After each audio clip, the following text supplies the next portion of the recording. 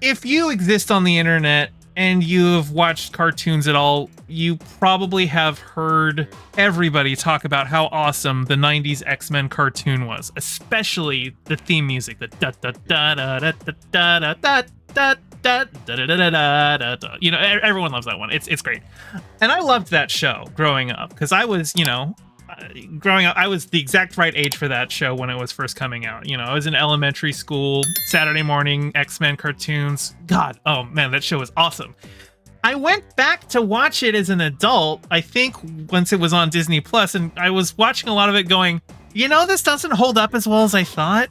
There's a lot of like really bad writing in it. Actually, probably one of my favorite examples of like the kid Saturday morning cheesiness of it is there is a scene in the original show where the side of a building collapses on top of Storm. And me as an adult goes, oh god, she could be crushed to death. But because this is a show for kids and kids don't really understand blunt force trauma because of years and years and years of cartoon characters hitting each other on the head with hammers to no ill effect, they can't really say, oh no, Storm could be crushed to death.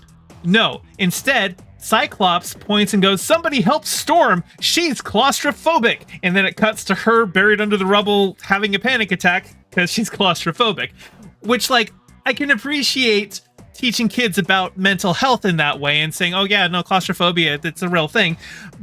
But when you have a building collapsing on you, I think I would probably be first and foremost worried about whether you were crushed to death, and your mental health we can worry about that after we know that you're alive. Dragon Knight Dragonborn says, I'm claustrophobic myself, not fun. I imagine it's not fun. I mean, I don't think I have claustrophobia. I don't like being confined, but I can imagine it's not fun. I'm just saying, if a building falls on you, first concern is, are you alive? Then we can worry about, the claustrophobia. Anyway, all that being said, the old show had some not the greatest animation and not the greatest writing, but holds a lot of nostalgic value for people. And so when X-Men 97 got announced, we were all excited for it. And I saw something recently that Kevin Feige said they were only going to do this show under two conditions. They had to get the original title sequence music, they had to get the rights for that, and they had to get back the original cast. And both of those are that. Actually, if you watch the title sequence for X-Men 97, if you're not paying close attention, you wouldn't be able to tell the difference. I noticed some slight differences in the musical instrumentation, but it's nothing severe. And obviously, they had to reanimate it because the models are slightly different and updated because it's better animation. And also it's a widescreen rather than a 4:3 aspect ratio. But the pacing and everything, they very clearly just took the old one and were like, okay, let's just draw this over all of that. It captures its feel as much as possible. The writing for these episodes, there's been two episode premiere, they're so good. I know people are going to complain, and the people who are going to complain can go pound sand because I don't care about you, but people are like, oh, they made X-Men woke, but X-Men was always woke. X-Men was about a minority that's being oppressed by society. That's kind of the X-Men's whole jam. And this show is very much hammering home that whole thing. In fact, Magneto is now... so I guess in the start of the show, I didn't finish the original series. You don't need to have finished the original series. Anything plot-wise, they'll fill you in. Although there are some dialogue references to things that happened in the past that can fill you in. But basically, Professor X is dead. He was assassinated at the end of the old show, or maybe that happened in between the old show and now, but he's dead. And in his last will and testament, he left the X-Mansion and everything to Magneto. So Magneto is now the head of the X-Men. And let me tell you, that's some conflict. Scott Summers doesn't want anything to do with him. And we get Magneto going, look, I actually want to honor Charles's wishes and try to lead the X-Men more in his style, but he's still Magneto. He still recognizes the threat that humanity poses, and he recognizes that that mutants can't rely on the kindness and the good-heartedness of humanity to save them. You know, mutants have to help mutants first. And I've already made the thumbnail for this for this stream, and it shows Magneto in shackles, but it's captioned "Magneto did nothing wrong," and we get an adaptation of the comic book story, The Trial of Magneto, because Magneto, to prove to the X-Men that he is, you know, here and willing to, you know, to try and improve himself, he submits himself to the justice of the UN, who wants to put him on trial because, you know, well, he's a terrorist. I don't know why the UN is doing that and not like The Hague, but whatever. It's a Saturday Morning Kids cartoon. You can kind of have like vague things where the UN has a lot more power than it does in real life and just does anything like that. But Magneto has some really good speeches in this show. Magneto's anger is understandable. Yes, Magneto's anger is understandable. Like I said, I tweeted out Magneto did nothing wrong. I strongly identify with the radical action that Magneto seeks to take. You know, as a leftist, as an anarchist-leaning individual, like I get it. I get not wanting to submit yourself to the mercy of the oppressor. That makes sense to me. And like I just reviewed the American Society of Magical. I'm not going to say the last word, and that film is like about the issues with just using appeasement to try and get your oppressor to, you know, treat you better. And like Charles Xavier's whole approach with the X-Men is to show humanity that they have nothing to fear from mutants, that the X-Men are champions of humanity, that the X-Men are there to protect humanity. And obviously that hasn't worked because like there's still mutant hate everywhere, and like the villains are so on the nose with it. There's a guy who is getting in a fight with Scott, and he's just like, you know what I hate most about you mutants? It's all the whining. Like we all have problems. Our lives are all tough. It's not just you mutants who have to deal with it, but we don't whine about it like you do. And I'm like, I have heard people say this exact same thing about like black people. I've heard racist whites talk about how black people are just complaining when things aren't going their way. Like I've heard this exact speech, and there's like a hate group called Friends of Humanity that have like baseball caps, like they're MAGA hats or something. They're not colored red, but it's like they've got baseball caps. They're basically kind of like a combination of like January 6th rioters and Proud Boys.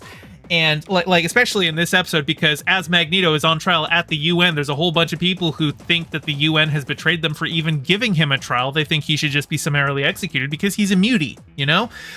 And Magneto goes full Magneto because like basically they storm the UN building, and like he has to like, you know, go and fight them to even protect like the UN judges who were like putting him on trial and everything like that. It's a really good episode, and that's the second episode. The first episode really just is like, here we are, here's all of the X-Men, and here's Cyclops in command. And Cyclops had some really cool action in this show. His eye beams they're like, a lot of people have like misunderstood his eye beams as being like lasers with like heat and stuff like that, but what it is like, I think his eyes are a portal to a dimension of pure kinetic energy, and so his eye blasts are actually just like it's just kinetic energy. It's like getting punched with his eyeballs. And so because of that, because it's not like, you know, it's not like a heat thing, it's just like a physical pushing force, he actually uses his eye beams to push himself at times. Like he literally like shoots his eye beams at the floor to slide himself back to like dodge an attack. There's a moment where he falls out of an airplane and eye beams the ground to slow his descent. And like those are so cool. Now, it's not like consistent in terms of when it works and when it doesn't. It seems like he wills it to be, you know, affecting him a little bit. If you were to actually apply this in real life, where like, you know, the laws of physics, every action has an equal and opposite reaction, based on the power that his eye beams have, he should be snapping his neck every time he opens his eyes. But I'm willing to forgive that because of rule of cool. Seriously, look up just the scenes of Cyclops fighting in the show. It's so cool.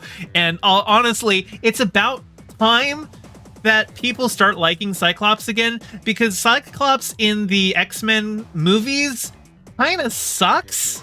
Kind of a douche. Not the greatest character. Cyclops here, I love him. And, you know, he's really having to step up. But also, like, there's a running theme here. Jean Grey is pregnant. And so, you know, both Cyclops and Jean Grey, they're, you know, thinking about, well, we want to start a family. Maybe it's time we retire from the X-Men and go off and, like, earn the life that we've been fighting for. But, like, basically every episode something comes up to stop them, you know, from retiring. Like in the first episode, it's like, well, Professor X just died and you're the leader, so, like, shouldn't you be the leader? But he's like, no, I think I'm gonna pick another leader. But then they find out, oh wait, Magneto has just inherited the X-Mansion. He's the leader, and so he doesn't want to leave little Magneto's there. And then other things come in. You know, I don't want to give away the ending of episode 2, because, you know, each one of these episodes kind of ends in a cliffhanger. I'll let you see that so that you can be excited for next week. But that seems like one of the big things. Logan definitely is still dealing with his unrequited feelings for Jean, which, you know, considering Jean's having a baby, like, it's kind of over for you, dude. And, like, Morph, who's kind of been bumped up to a lead character here, they actually don't know Morph's pronouns in the show, but I heard that Morph is non-binary, so I'm just going to go with they until I know otherwise. But Morph and Logan, they're buddies, and Morph is often, like, just given Logan pep talks and while transforming into different characters and stuff. I'm interested to see more with what they do with Morph here. But Storm in this show, oh my god. Okay, when the X-Men movie came out, I was so profoundly disappointed with Halle Berry's performance, and part of that is the writing for it, but also because my expectations for who Storm is had been entirely set by the 90s cartoon. Storm has this grandiose, operatic, booming voice where she calls upon the elements. Wind, hear my call! You know, stuff like that, where it's so cool. And, like, oh, in the first episode when she, like, when the Sentinels, like, detect her and they're like, Omega level threat detected, and she, like, literally strolls in like a god. It's so cool. God, I missed that Storm. That, like, this is just, that is, she is what Storm is in my mind. I can't picture her portrayed any other way, because it's just, it doesn't feel as good. Like I said, I started this off by saying that the X-Men cartoon from the 90s isn't as good as I remembered it from my nostalgia goggles, but Storm was always awesome. She kicks so much ass in this show. I like that all of the characters are still, you know, they got all of the original voice actors to voice them. There is one change. Jubilee has a different voice actress, because I think it was a white woman voicing her originally, and Jubilee's Asian. And they also, you know, the models have been updated, and Jubilee does look more explicitly Asian in this show. In the 90s one, it was kind of ambiguous. You could read her as white, but they draw her more explicitly Asian here, and she has a different voice actress. But I think the actress for Jubilee is going to voice somebody else in the show, so she still gets to come back. Just, you know, they wanted to make sure that they were having proper representation in the voice cast, and I get that. I really like this show. I think it kicks ass. The action is all really cool. Like, there's a scene where Gambit charges Wolverine's claws with the kinetic energy that Gambit does, and then Wolverine bounces off of Morph's belly, who Morph turned into Blob, so he's got a big belly that Wolverine can bounce off of, and he goes and flies right into a Sentinel and decapitates him with the big boom. It's awesome. Really fun stuff like that. Stuff that you don't feel that synergy between superheroes in a lot of the MCU stuff. Like in the first Avengers, you would get that, but oftentimes it feels like every superhero team up is just, okay, here's me doing my power. I'm punching these guys. You're over there punching those guys. For a team like the X-Men, you really got to show the power synergy. You gotta sometimes throw a fastball special.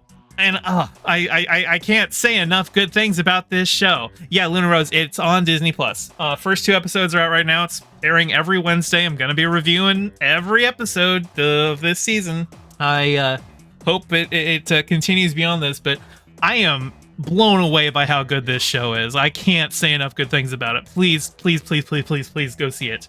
Luna Rose says, is this post-Phoenix Jean Grey or pre-Phoenix? I think it's post-Phoenix. I think they did the Dark Phoenix storyline in the original series. Yeah, actually, there is a line where she talks about having been possessed by a cosmic alien entity. So yeah, I think they did the Dark Phoenix saga already, but I think they might be doing more to tie back into that. We'll see.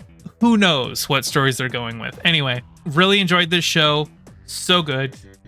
Can't recommend it enough. Hey, thanks for watching. Your view means a lot. Don't forget to toss me a like and subscribe and ring the bell. And drop a comment below telling me what you thought of the video.